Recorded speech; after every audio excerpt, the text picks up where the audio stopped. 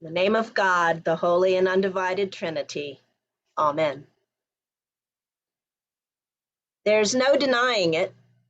It's just plain hard to be a Christian these days, and even harder to be a Christian community.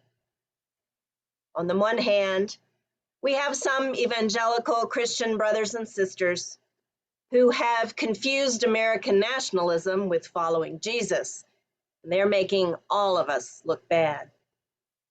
We have some more Christians who are loudly condemning large swaths of God's beloved children, and these Christians are causing so much pain and alienation. On the other hand, going to church is now countercultural. There are plenty of other things to do on Sunday mornings.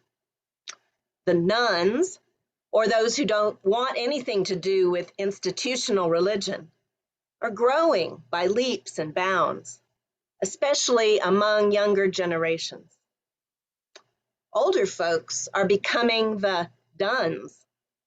They are bone weary of carrying the weight and work of church community and are withdrawing with a shrug. To top it all off, we have the interminable pandemic keeping us all apart, making us afraid, causing division in our ranks, reducing our resources. As little as 15 years ago, when I was a new priest, there were books and programs galore on growing your church. Parishes were desperately jumping in and trying all the things. If only we had an engaging young priest. If only parishioners tithed, prayed more, and studied the Bible. If only we changed our worship or our music. If only we advertised better. If only we ran more like a successful business. Then those elusive families with young children would flood our building once again, and all would be well. Those of you who were parish leaders in those days might have worn yourselves out trying all the strategies being touted. I know that I did. But still, despite our efforts, most of us saw little sustained growth. The tendency then was to beat ourselves up or to start casting blame. We thought that we were the only ones who were failing.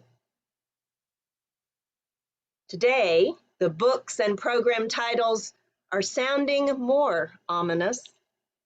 On my desk, I have How to Lead When You Don't Know Where You're Going, Canoeing the Mountains, Christian Leadership in Uncharted Territory, and Claiming Resurrection in a Dying Church. These books tell us that there are no easy fixes, that new priests and new programs won't save us. Out-of-the-box creativity and significant change are the only way forward. And yes, we actually have to stand up and follow Jesus into the unknown. It's hard being a Christian these days, and it's even harder being a Christian community. Come to think of it, though, was it really ever easy? Just look at the two lectionary readings handed to us today.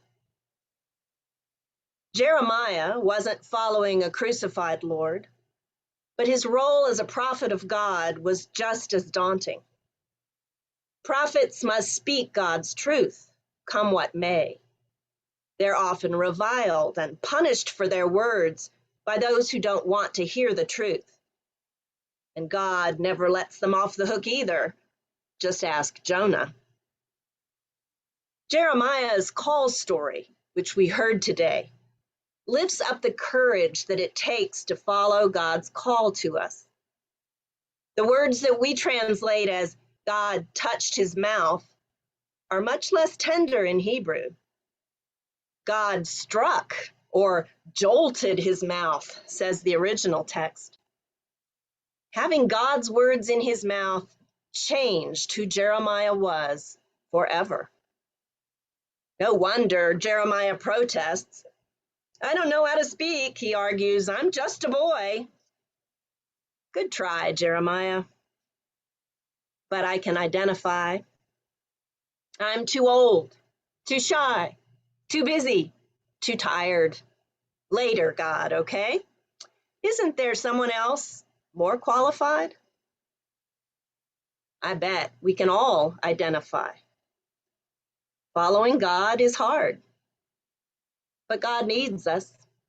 Only we can bear God's powerful words and deeds of love that will bring life to the world.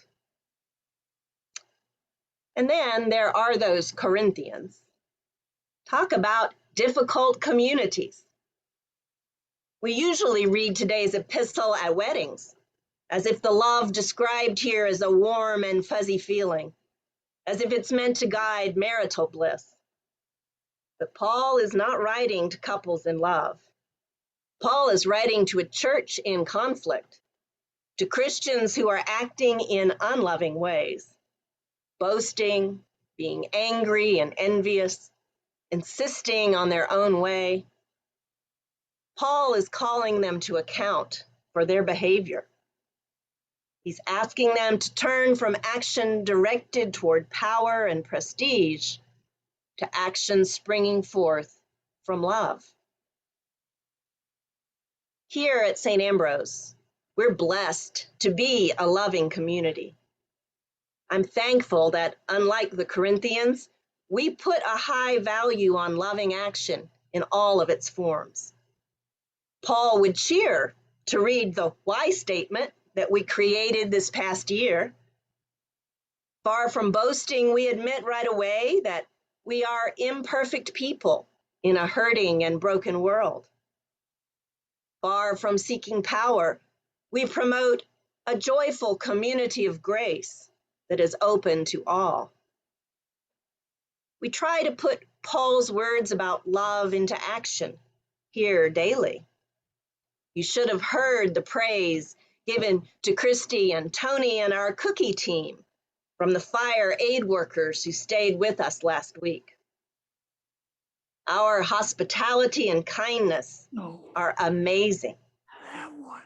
And from what I've heard and read, they have always been back to our foundation as a parish. The temptation for us today as a church is to get discouraged, to feel that love is not enough to keep us going, to keep us together. We can't help but wonder, if the church is dying, if things are as hard and as bleak as Reverend Ann says, then what's the use? Why not stay in bed or go hiking on Sunday mornings? But oh, just look around at our world. Our world is in pain. Our world needs the love of Jesus Christ more than ever. Our world needs what we at St. Ambrose have to give. We live in an erring world that, like the Corinthians, values wielding power, amassing wealth, and being right more than it values compassionate love. We live in a world beaten down by pandemic and fire and racism and war and the terrifying unfolding of climate change. We live in a world where people feel alone and unworthy. As the hands and feet and heart of Jesus Christ in this stricken world, we are being called. God is hovering today over Barcelona Drive, weeping over the ash piles of hopes and dreams all around. God is weeping over God's beloved children sleeping in cars and under freeways, over refugees with nowhere to go, over bodies and minds broken by 2 years of COVID. God is giving our little parish a fierce collective touch. God is saying, you shall leave what is cozy and familiar. You shall open yourselves to all to whom I send you, and you shall shower them with my love. No excuses. You are not too old, too small, or too lacking in resources. All you need to know is that I will be with you as you build and as you plant with love. Church growth comes and goes, but my love endures forever. My hope for St. Ambrose in 2022 is that we actively prepare ourselves for the distinct call to love that is coming. This call is not a recipe for growth.